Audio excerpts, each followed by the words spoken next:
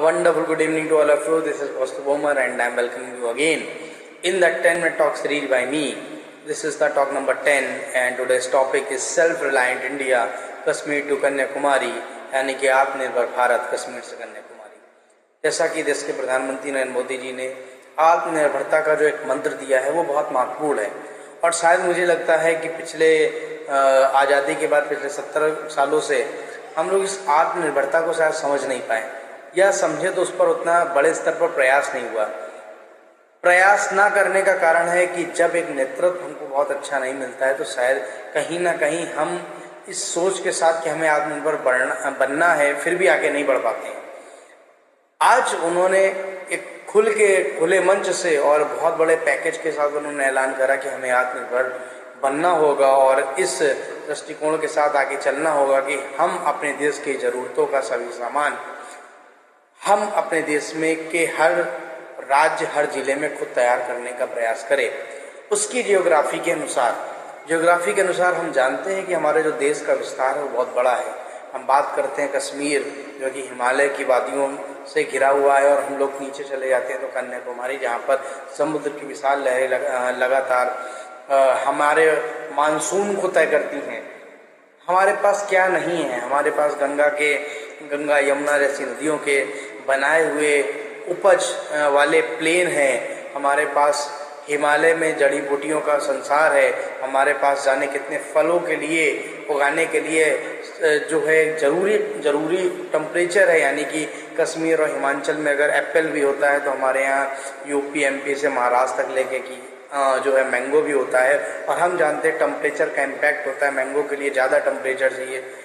सेब के लिए बहुत कम टेम्परेचर चाहिए। तो हमारे पास मैदान भी है, हमारे पास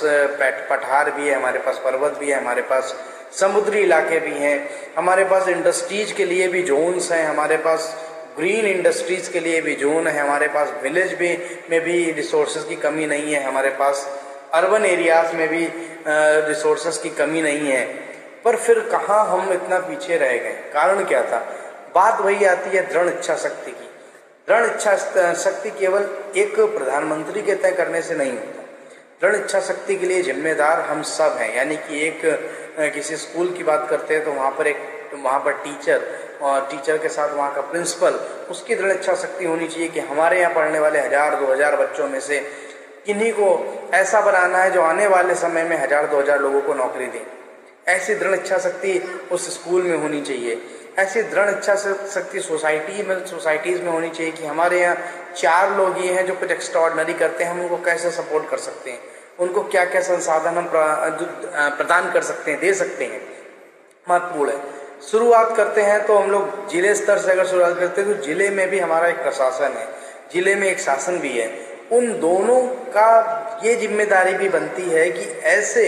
लोग जो आत्मनिर्भर बनना चाहते हैं, उनके पास प्लान है, उनके पास सोच है, लेकिन उनके पास रिसोर्सेज नहीं है, तो उनको रिसोर्सेज प्रोवाइड करना भी हमारी जिम्मेदारी है। क्योंकि देश में करोड़ों लोग सिर्फ इसलिए पीछे रह जाते हैं या कुछ करने की ख्वाहिश को इसलिए दबा देते हैं क्योंकि उनके पास उसको आगे बढ़ाने के लिए पर्याप्त रिसोर्सेज नहीं है और सपोर्ट के नाम पे भी जितने बड़े बड़े वादे होते हैं वो सपोर्ट उनको नहीं मिलता है। इसलिए इस बात का जिक्र होता है कि नेतृत्व, दृढ़ इच्छा शक्ति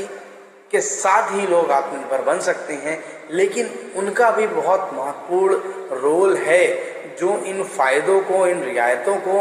हम तक पहुंचाने का काम करते हैं। यानी कि हमारा एक सिस्टम, जैसे लोन से रिलेटेड एक बैंकिंग सिस्टम है, वो बैंकिंग सिस्टम कहीं ना कहीं लोन को लेने में कई बार बाधक भी बन जाता है। ऐसा कई बार होता है कि कागजी कार्रवाई के नाम पर हम किसी व्यक्ति को इतना परेशान करते हैं चंद लाख रुपए के लोन के लिए कि वो शायद वो वहीं पर सारी चीज़ों को ध्वस्त कर देता है, उसको लगता है कि आगे कुछ होना नहीं। जबकि करोड़ों रुपए का लोन लेके, बैड लोन लेके लोग यहाँ से देश से निकल जाते हैं। ये सोचने की बात है। सिस्टम में बैठे हुए व्यक्ति को भी जानना जरूरी है कि ये व्यक्ति, इसके अंदर कुछ टैलेंट लग रहा है, इसको लोन देना चाहिए, क्योंकि ये कल को कुछ ऐसा तैयार करेगा जो शायद मेरे काम भी आएगा, मेरे जिले, मेरे राज्य, मेरे देश को आत्मनिर्भर बनाने का काम करेगा और कहीं ना कहीं आने वाले समय में अन्य देशों की निर्भरता भी हम पर बढ़ेगी। हम जानते हैं कि चाइना की विस्तारवादी नीति के तहत उसने अपने पहले तो अपने बॉर्डर से जुड़े हुए देशों को अपने ऊपर निर्भर किया, ये सच है। नेपाल देख लीजिए आप, म्यांमार देख लीजिए, भूटान देख लीजिए, सिंगापुर देख लीजिए, इवन पाकिस्तान देख लीजिए, पहले उनको पूरी तरह से निर्भर किया। फिर कहीं किसी न किसी हद तक अपने इंडिया में भी अगर हम जो देखते हैं तो चाइनीज चीज़ों का दबदबा है। फिर चाइना ने विस्तारवादी नीति को बढ़ाते हुए यूनाइटेड किंगडम आज यूरोप तक यानी कि यूएसए तक पहुंच गया। इस पर विचार करना होगा कि ये विस्तारवादी नीति के जरिए वहां पर पहुंचा,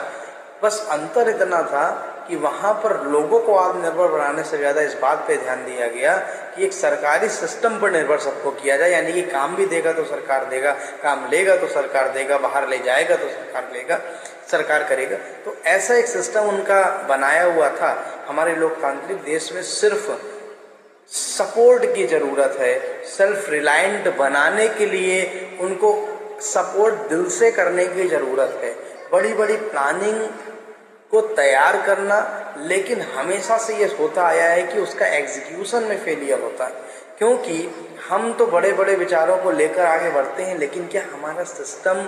उन विचारों के साथ आगे बढ़ने के लिए तैयार है क्या? क्योंकि जाने कितनी स्कीम्स हमने सुनी है जो कहीं ना कहीं करप्शन की भेंट चढ़ गई, जहाँ पर जो बेनिफिशियरी था, जिसको लाभ मिलना चाहिए था, वहाँ तक कुछ पहुँचा ही नहीं, और